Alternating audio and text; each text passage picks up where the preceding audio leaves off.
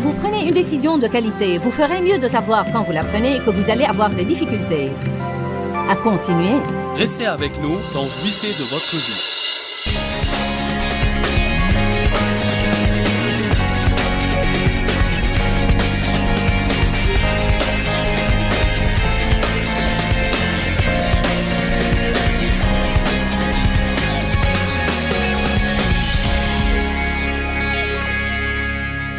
Il devient beaucoup plus facile de pardonner aux autres quand vous pensez à toutes les choses que Dieu doit vous pardonner et que les gens doivent vous pardonner. Il nous suffit de faire un petit inventaire des choses stupides que nous faisions ou disions et comment nous nous comportions et comment nous n'aidions ni consolions les autres. À ce moment-là, il nous sera facile de pardonner à ceux qui nous font du mal. Est-ce que quelqu'un me comprend aujourd'hui? Est-ce que vous comprenez que Dieu vous a pardonné beaucoup plus que vous n'aurez jamais à pardonner à quiconque? Dites tous, je peux me permettre d'être généreux dans mon pardon, car je l'ai reçu en abondance. Verset 20. Et quand il eut dit cela, il leur montra ses mains et son côté. Les disciples furent dans la joie en voyant le Seigneur. Verset 21. Puis Jésus leur dit de nouveau, la paix soit avec vous. Tout comme le Père m'a envoyé, maintenant, moi aussi, je vous envoie. Jésus a été envoyé avec force. Et il voulait les envoyer avec force. Mais il leur dit, vous n'allez pas marcher dans la force si vous ne marchez pas dans la paix. Après ces paroles qu'il leur a adressées, il souffla sur eux et leur dit, recevez le Saint-Esprit. Et c'est là qu'ils sont nés de nouveau.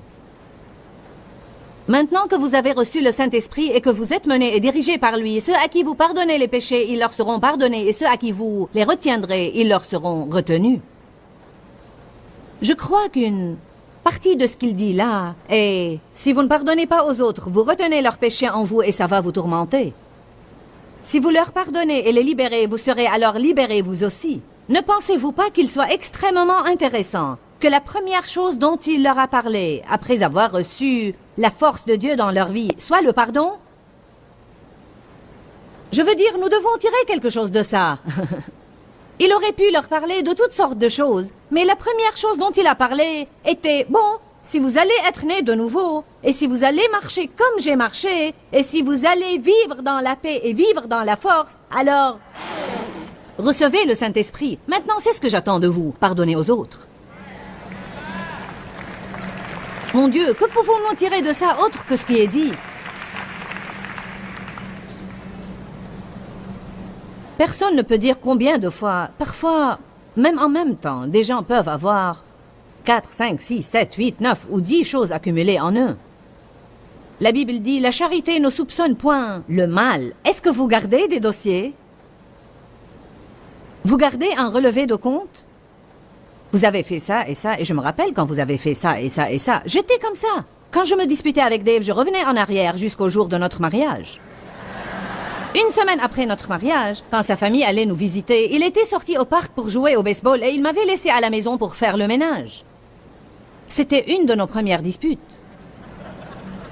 Je ne m'en souviens pas parce que je ne l'ai pas pardonné. Mais probablement ça en a l'air maintenant.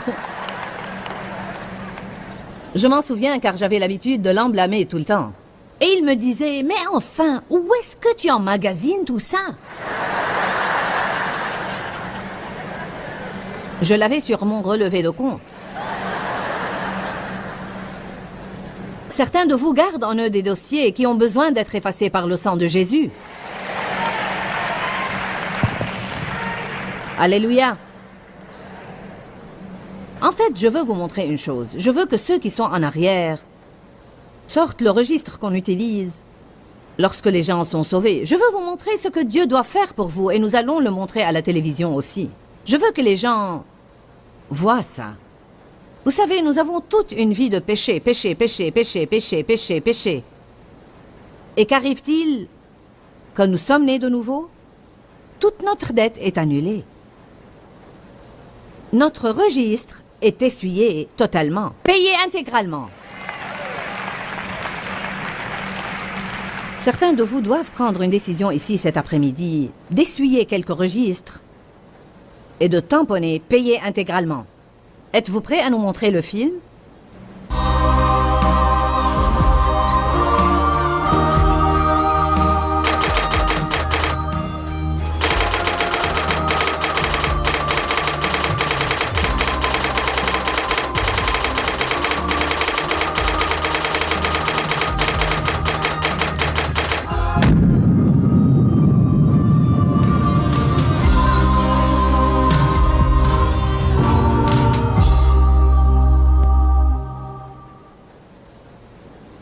Cela provoque une joie en nous. Chaque fois que nous visionnons cette chose, les gens réagissent comme ça. Mais si Dieu a fait cela pour nous, pourquoi le trouvons-nous si difficile à faire aux autres? N'a-t-il pas soufflé sa nature en nous quand nous avons reçu son esprit? Si nous avons la nature de Dieu en nous, alors nous pouvons pardonner aux autres. Une des choses que vous devez faire, c'est de renouveler votre esprit et croire que vous le pouvez. Arrêtez de vous dire « c'est trop difficile, ce n'est pas juste, c'est trop difficile, ce n'est pas juste, c'est trop difficile, ce n'est pas juste » et dites simplement « je peux le faire ». Jésus a fait ça et je peux le faire aussi. J'ai la force de son esprit en moi pour le faire. Je puis tout par le Christ qui me fortifie. Celui qui est en moi est plus grand que celui qui est dans le monde. Je vais vous dire une chose. Si nous n'allons pas croire ce qui est dans ce livre et l'appliquer dans notre vie de tous les jours, alors il ne nous sert vraiment à rien. Ce livre n'a pas pour mission de nous emporter dans le monde glorieux à venir pour vivre dans des rues d'or et avoir des demeures. Ce livre nous apprend comment vivre. Nous devons rester loin des conflits, nous devons rester en paix. Nous devons ne pas être offensés car l'offense est une pierre d'achoppement. L'offense est la patte de Satan. Si vous étudiez le mot offense en grec, il provient d'un mot grec scandalon, S-K-A-N-D-A-L-O-N. Il veut dire la partie du piège sur laquelle l'appât est accroché pour attirer la victime. Alors l'offense est un appât. C'est l'appât de Satan pour vous attirer dans son piège. Là où vous ne pouvez plus être béni, votre foi ne va plus agir, vous ne pouvez pas ressentir la présence de Dieu, vous perdez votre joie, vous perdez votre paix, vous vous sentez déprimé. Alors le diable vous dit, il est juste de vous sentir comme ça, à cause de la façon dont les autres vous ont traité. Le Saint-Esprit crie, vous n'êtes pas justifié, vous ne l'êtes pas, vous ne l'êtes pas, vous ne l'êtes pas. Souvenez-vous de ce que Dieu vous a pardonné et pardonnez aux autres. Vous avez reçu gratuitement, donnez gratuitement.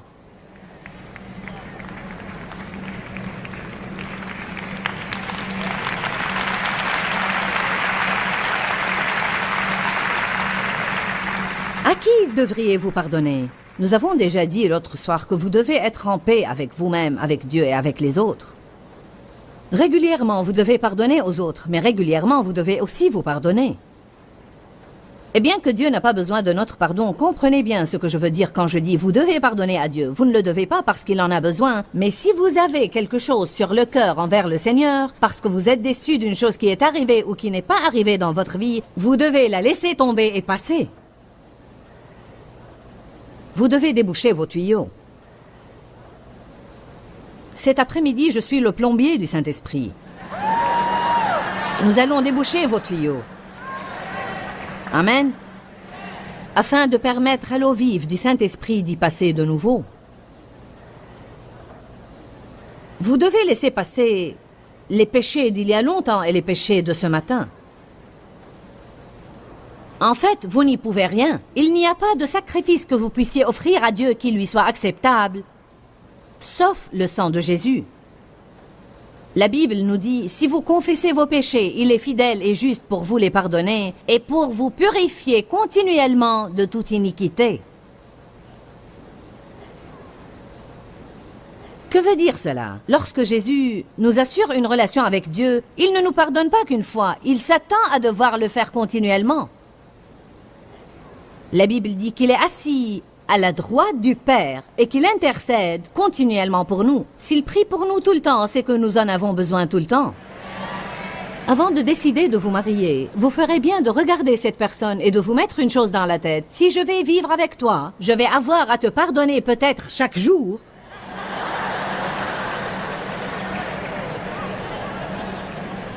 Pour des offenses qui sont réelles et pour des offenses que vous vous imaginez parce que vous voyez les choses comme ça. Il y a des choses que nous pensons que les autres nous font, mais ils ne les font pas en vérité. Ils sont comme ça. Ils ne comprennent pas. Si vous allez travailler avec les gens et aller à l'église avec eux, vous devez pardonner. Parfois, ça devient difficile à l'église, car nous pensons que les gens de l'église ne doivent jamais nous faire du mal. Parfois, les plus grandes souffrances que nous avons proviennent des gens de l'église, essentiellement parce que vraiment, nous ne les attendons pas d'eux. Il semble que nous les mettons dans une catégorie différente et nous ne sommes pas préparés à ce que Satan va nous faire. Les gens sont des gens et la chair, c'est la chair.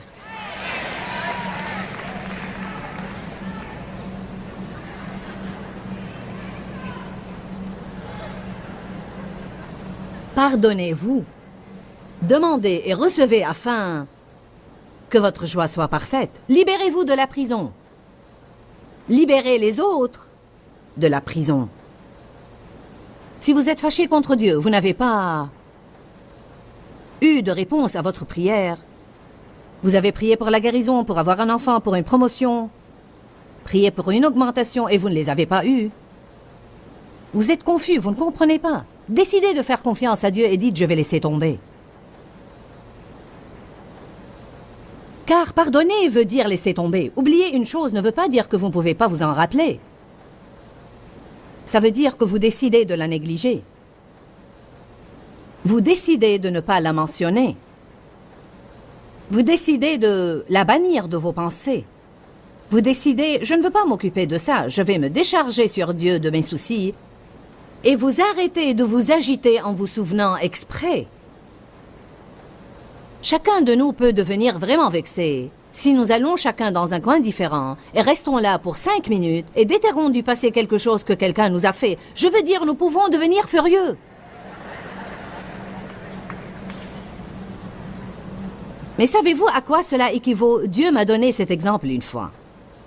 C'est comme si vous aviez une plaie sur votre corps. Une plaie assez importante et elle se cicatrise et une croûte se forme dessus. Elle ne va probablement pas laisser une cicatrice car elle se cicatrise vraiment bien. Mais savez-vous quoi? Si vous arrachez cette croûte tout le temps, et elle doit se recicatriser tout le temps, vous allez avoir une mauvaise cicatrice à la fin. C'est tout à fait la même chose quand quelqu'un vous fait du mal. C'est comme s'il y avait une plaie là. Et Dieu commence à agir par sa grâce pour amener la cicatrisation parce qu'il est notre consolateur. Il y a 1 an et demi de là, j'ai ressenti une attaque de refus de la part de quelqu'un et ça m'a fait vraiment mal. Je me rappelle que j'étais à l'arrière d'une voiture. Je ne me rappelle même plus qui était avec moi et je me sentais si blessée. Et j'ai simplement commencé à prier. Dieu, tu dois me guérir et tu dois me consoler. Tu dois verser de l'huile et du vin sur ma plaie. Je ne veux pas m'embarquer dans le non-pardon. Je te demande de me guérir. Et après quelques minutes, je commençais à me sentir mieux. Nous devons prier avant toute autre chose. Ne restez pas à souffrir pour 6 semaines avant de décider de prier. N'attendez pas jusqu'au moment où il va falloir beaucoup de chrétiens pour vous ramasser du bord de l'autoroute de la vie avant de décider de prier. Amen. Dites tous, je dois prier tout de suite. Vous devez prier pourquoi? Pour la force. Au secours! Aide-moi, Dieu. Aide-moi. Tu es mon aide. Au secours. Dites tous, au secours. D'accord. Oublier ne veut pas dire que vous ne pouvez pas vous rappeler, mais vous décidez de ne pas le faire. Voilà quelques synonymes du mot pardonner ou oublier. Fermer les yeux sur, ne pas faire attention à, passer outre ou laisser passer. J'ai rédigé ne pas vous rappeler ou penser à ou méditer sur ou parler de sans but divin précis. Oublier et laisser tomber. Si jamais vous voulez surmonter les douleurs du passé, vous devez décider d'arrêter d'y penser et d'en parler. Y penser et en parler, y penser et en parler, y penser et en parler, en parler et y penser, en parler et y penser, y penser et en parler. Et puis juste au moment où vous décidez d'arrêter d'y penser et d'en parler, et après avoir eu 2 ou 3 jours de succès à votre actif, quelqu'un que vous n'avez pas vu depuis quelque temps va essayer de vous l'arracher. Vous allez devoir rester ferme parce que c'est une tentation de Satan. Vous m'entendez? Satan essaye de réouvrir une porte que vous avez fermée. Ce que vous devez dire est, savez-vous quoi? Je ne veux pas être impoli envers vous, mais Dieu m'a juste appris d'arrêter d'en parler. Et parce que je veux oublier et guérir, priez simplement pour moi, mais je ne veux pas en parler. S'ils ne comprennent pas cela, c'est leur problème. Dans l'ensemble, nous sommes indiscrets par nature et nous voulons savoir ce qui se passe dans la vie des autres. Mais même quand nous posons un tas de questions stupides, nous devons nous rappeler que nous pourrions éveiller une chose qu'ils essaient vraiment d'oublier, juste pour satisfaire notre curiosité. Allez à Hébreux 11. Verset 15.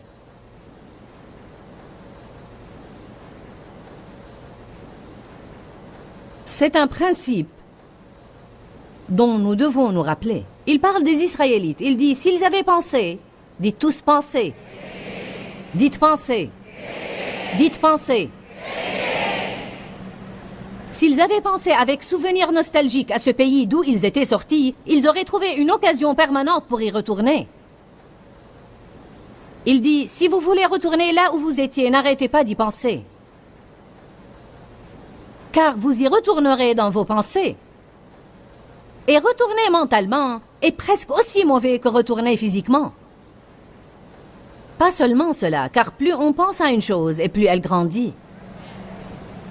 Parfois, il suffit d'une petite chose que quelqu'un vous a fait et vous y pensez et y pensez et y pensez et puis vous commencez à penser à quelque autre petite chose qu'il vous a fait et bientôt, vous aurez ce grand problème monstrueux qui réellement aurait été assez mineur si vous ne l'aviez pas exagérément grossi en y pensant et en parlant, y pensant et en parlant, y pensant et en parlant, y pensant et en parlant.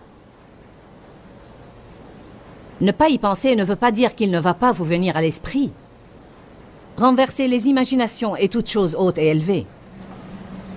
Pensez à ce que vous devez penser et pas à tout ce que le diable vous met dans la tête. Choisissez vos pensées prudemment. Car ce qui se passe à l'intérieur de vous, c'est ce qui va vous faire souffrir.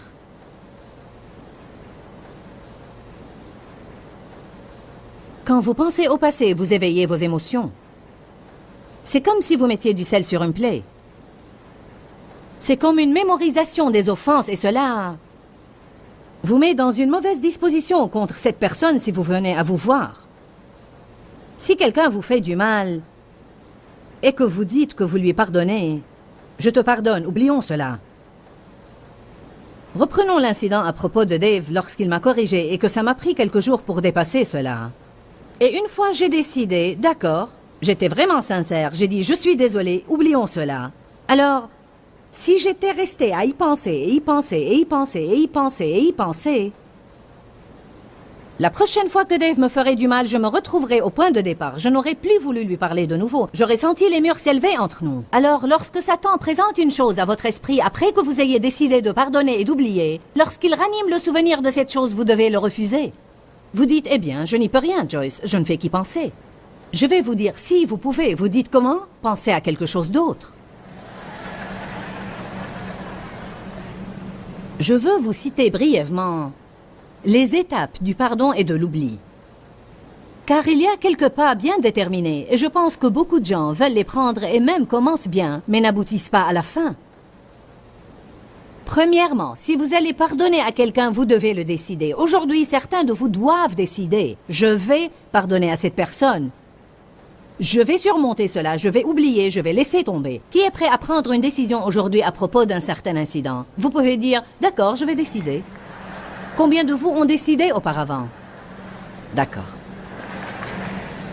Mais vous devez vous assurer que c'est une décision de qualité et pas une décision molle du genre si j'ai envie, quand j'ai envie, ou une décision du genre si je me lève du pied droit. Quand vous prenez une décision de qualité, vous ferez mieux de savoir quand vous la prenez que vous allez avoir des difficultés.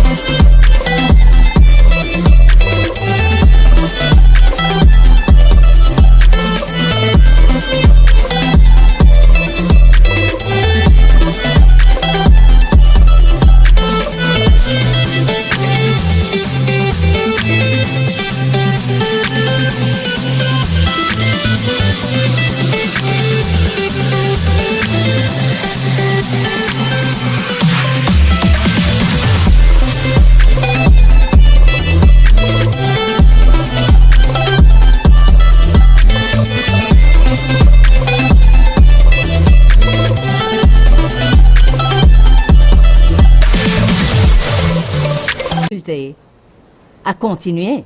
C'est comme si vous preniez une décision de qualité pour perdre du poids ou faire du sport ou payer une dette. Vous devez vous attendre à des souffrances que vous devez endurer avant de voir cette décision se réaliser. Vous ne pouvez vraiment pas prendre une décision de qualité avant de faire un inventaire de ce que vous allez endurer. C'est exactement de cette façon que Dieu a traité avec l'apôtre Paul lorsqu'il lui a envoyé un prophète, qu'il lui a apporté une ceinture. Il a dit, Dieu dit qu'il va vous ceindre et vous prendre là où vous n'aimez pas aller et vous faire passer par des choses difficiles et vous allez souffrir et vous allez avoir ça, etc., etc. Maintenant, voulez-vous toujours être un apôtre? Tout le monde veut être dans le ministère jusqu'à ce qu'il retrouve ce dont il s'agit.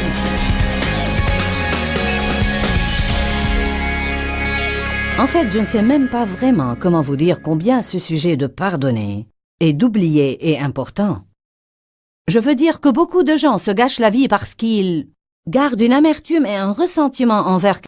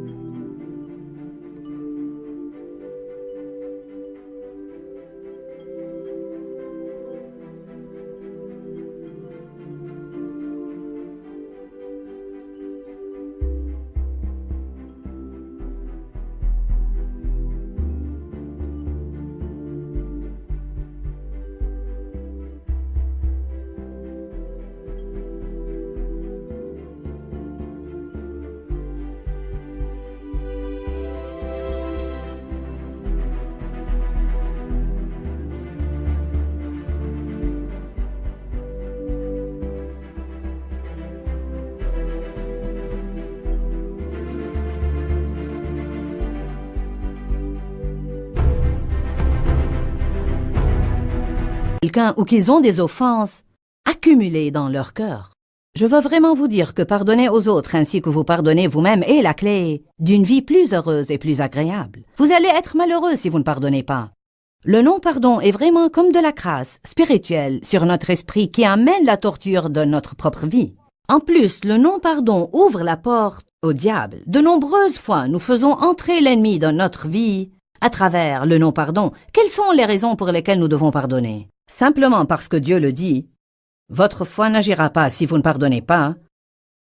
Le non-pardon est comme une crasse ou une saleté spirituelle sur notre homme intérieur. Le non-pardon cause une torture dans votre vie. Vous ne pouvez pas aimer avec un non-pardon dans votre cœur. Et notre marche dans la charité est si importante. Le non-pardon bloque votre relation personnelle avec Dieu. Je crois qu'il est très difficile de jouir de la présence de Dieu si votre vie est pleine de non-pardon. Vous ouvrez la porte au diable quand vous restez dans le non-pardon. Je veux vraiment vous encourager à étudier la parole à cet égard et faire tout ce que vous pouvez pour ne pas permettre à cette amertume et à ce non-pardon de rester dans votre vie. Rappelez-vous que nous vous aimons et que nous nous soucions de votre bien-être. Et je crois que Jésus est mort pour que vous jouissiez de chaque jour de votre vie. Et je veux que vous preniez la décision de ne plus laisser Satan vous voler votre joie. Que Dieu vous bénisse. Pourquoi, Seigneur, pourquoi? Dans ce livret, Joyce Meyer nous enseigne à travers la parole comment être délivré de la confusion. Pour obtenir ce livret gratuitement, écrivez-nous à Joyce Meyer, boîte postale 40095-6300 Larnaca, Chypre. Ou bien visitez notre site web www.joycemeyer.org/fr.